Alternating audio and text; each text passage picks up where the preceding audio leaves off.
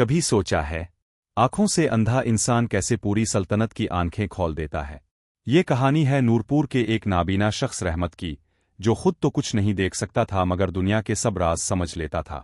جب بادشاہ بھی اس کے علم کے آگے جھک گیا تو سب حیران رہ گئے کہ جس کے پاس آنکھیں نہیں تھیں اس کے پاس سب سے زیادہ بصیرت تھی۔ چلیے سنتے ہیں ایک ایسے اندھے کی کہانی جس نے اپنی عقل سے ایک پورے بادشاہت کو تباہی سے بچا لیا۔ ایک چھوٹے سے گاؤں نورپور میں دو بھائی رہتے تھے۔ ان میں سے بڑا بھائی رحمت نابینا تھا، اسے بچپن سے ہی دکھائی نہیں دیتا تھا، اس لیے وہ زیادہ تر گھر میں ہی رہتا تھا۔ آنکھوں سے اندھا ہونے کے باوجود وہ نہایت سمجھدار اور عقل مند تھا۔ زندگی کے تجربات نے اسے وہ بصیرت دے دی تھی جو عام لوگوں کے پاس نہیں ہوتی۔ وہ چیزوں کو محسوس کر کے پہچان لیتا تھا جیسے کسی کے پاس آنکھیں ہوں۔ چھوٹا بھائی سلیم کھیتی باڑی کرتا تھا مگر اکثر جانور آ کر اس کی فصلیں برباد کر دیتے تھے۔ سلیم نے کئی طریقے آزمائے مگر ہر بار ناکام رہا۔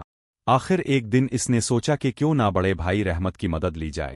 اس نے کھیت میں ایک جھونپڑی بنا دی اور رحمت کو وہاں بٹھا دیا۔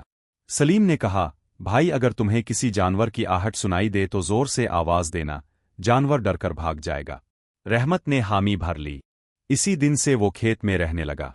جب بھی اسے کسی جانور کی آہٹ محسوس ہوتی تو وہ زور زور سے آواز لگاتا، جانور ڈر کر بھاگ جاتے اور رحمت پھر اپنی جھونپڑی میں بیٹھ جاتا۔ ایک دن ایک ہرن کھیتوں میں دوڑتا ہوا آیا اور باڑ توڑ کر گزر گیا۔ اس کے پیچھے بادشاہ اپنے سپاہیوں کے ساتھ شکار کرتے ہوئے وہاں پہنچا۔ بادشاہ نے رحمت سے پوچھا، بھائی کیا تم نے یہاں سے کوئی جانور گزرتے دیکھا ہے؟ رحمت نے مسکرا کر جواب دیا، جناب میں تو نابینا ہوں، دیکھ نہیں سکتا، مگر جو ہرن یہاں سے گزرا ہے وہ اب کے شکار کے لائق نہیں، وہ ایک مادہ ہرنی ہے اور حاملہ ہے، اب اپنا وقت ضائع نہ کرے۔ بادشاہ حیران رہ گیا کہ ایک اندھا شخص یہ کیسے جان سکتا ہے۔ اس نے پوچھا، تمہیں کیسے معلوم ہوا؟ رحمت نے نرمی سے کہا، جب وہ ہرنی میرے کھیت میں آئی تو اس کے قدموں کی رفتار اور آہٹ سے اندازہ ہوا کہ وہ مادہ ہے، اور چونکہ اس نے باڑ پھلانگنے کے بجائے توڑ کر گزرنے کو ترجیح دی، میں سمجھ گیا کہ وہ حاملہ ہے اور اپنے بچے کی حفاظت چاہتی ہے۔ بادشاہ اس کی دانائی سے متاثر ہوا اور اسے محل لے گیا۔ وہاں اس نے رحمت سے کہا، تم بہت فہیم اور سمجھدار ہو، میں چاہتا ہوں تم میرے دربار میں رہو۔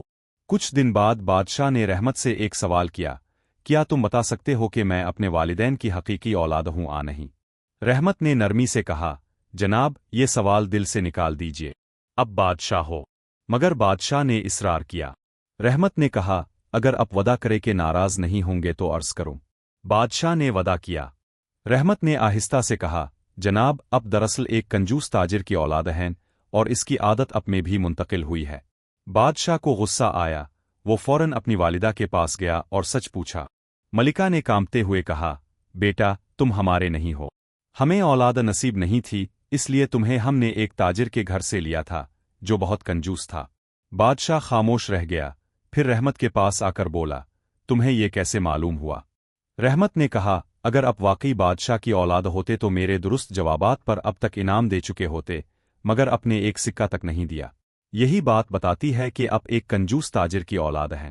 بادشاہ شرمندہ ہوا اور بولا، رحمت تم نے سچ کہا، آج سے میں یہ عادت چھوڑتا ہوں۔ اس نے سونے کی اشرفیوں سے بھری تھیلی رحمت کو دے دی۔